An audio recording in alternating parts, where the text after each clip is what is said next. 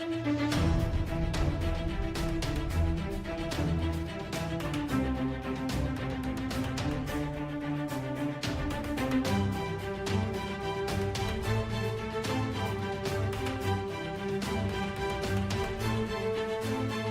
या ठिकाणाहून महाराष्ट्रातल्या शेतकऱ्याला सांगणार आहे, महाराष्ट्रामध्ये आणखीन किती दिवस उन्हाची तीव्रता आहे, तर महाराष्ट्रातल्या सर्व शेतकऱ्याला सांगू इच्छितो की आणखीन 2 दिवस म्हणजे 29 आणि 30 तारखेपर्यंत चांगलं 42 अंशापर्यंत उन्हाळा राहणार आहे म्हणून अंदाज लक्षात येतात. पण त्यानंतर महाराष्ट्रातल्या शेतकऱ्याला सांगू इच्छितो की महाराष्ट्रामध्ये मात्र 31 मे पासून ते 5 जूनच्या दरम्यान दररोज वेगवेगळ्या भागात पूर्व विदर्भ, पश्चिम विदर्भ, दक्षिण महाराष्ट्र, उत्तर महाराष्ट्र, कोकणपट्टी, खानदेश सगळीकडे विखुरलेल्या स्वरूपाचा पाऊस सुरू होणार आहे म्हणून अंदाज लक्षात येतात. काही काही ठिकाणी जोराचा पाऊस पडणार आहे, त्या पावसामध्ये गारपिटीचं देखील प्रमाण असणार आहे म्हणून हे देखील अंदाज लक्षात येतात.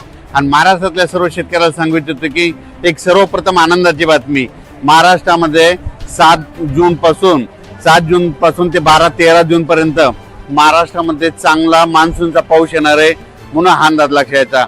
पण पहिली वेळ अशी आहे की या मान्सूनच्या पावसामध्ये वाऱ्याचं प्रमाण जास्त आहे, या मान्सूनच्या पावसामध्ये गारपीट होत नसते, पण या मान्सूनच्या पावसामध्ये मोसमी पावसामध्ये गारपीट देखील होणार आहे म्हणून हे देखील अंदाज महाराष्ट्रातल्या शेतकऱ्यांनी लक्षात येतात.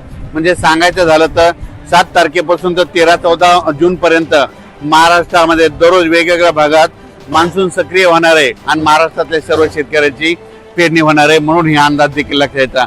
पण या मोसमी पावसामध्ये सगळ्यात महत्त्वाचं एक आहे की या मोसमी पावसामध्ये की या गारपीट कधी नसते, पण या मोसमी पावसामध्ये गारपीट पाहायला भेटणार आहे म्हणून हा अंदाज देखील सर्व शेतकऱ्यांनी लक्षात येतात. आज मी अयोध्या या ठिकाणी देखील पहाटे पाऊस झाला आणि महाराष्ट्राकडे मात्र 31 मे पासून ते 5 जूनच्या महाराष्ट्रामध्ये दररोज वेगवेगळ्या भागात विखुरलेल्या स्वरूपाचा पाऊस पडणार आहे म्हणून शेतकऱ्यांना शेतीची मशागतीचे कामे करण्यासाठी चांगलं योग्य ठरणार आहे म्हणून हे देखील लक्षात येतं.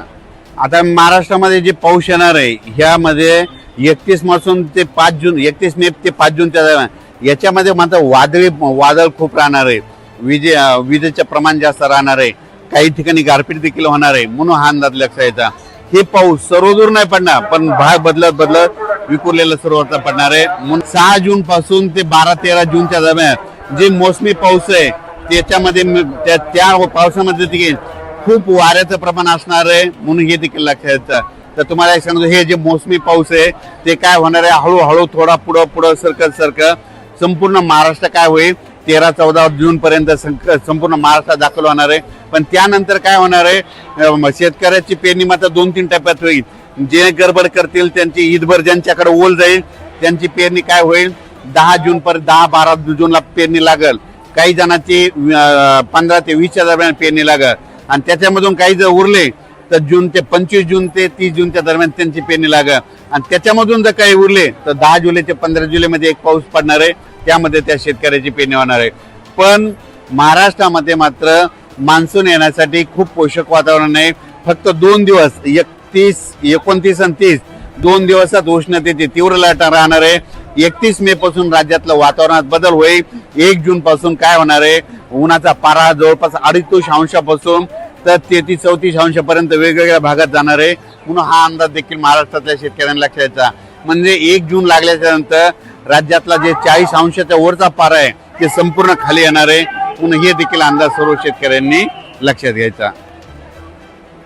आपल्या महाराष्ट्राच्या बाजूला तेलंगणा, कर्नाटक आणि आंध्र प्रदेश ह्या राज्यातले सर्व शेतकऱ्याला सांगू इच्छितो की तुमच्याकडं महाराष्ट्राच्या अगोदर तुमच्याकडे मान्सूनचा पाऊस दाखल होणार आहे म्हणून हे देखील लक्षात येतं. त्याच्यानंतर मध्य प्रदेशच्या शेतकऱ्याला सांगू इच्छितो की आता 29, 30 आणि 31च्या दरम्यान मध्य प्रदेश, उत्तर प्रदेश म्हणजे उत्तर प्रदेशमध्ये अयोध्या आहे या ठिकाणी देखील काय होणार आहे, आणखीन 2-3 दिवस पूर्व मोसमी जोरदार पाऊस बरसणार आहे म्हणून हे उत्तर प्रदेश शेतकऱ्यांनी देखील अंदाज लक्षात घ्यायचा.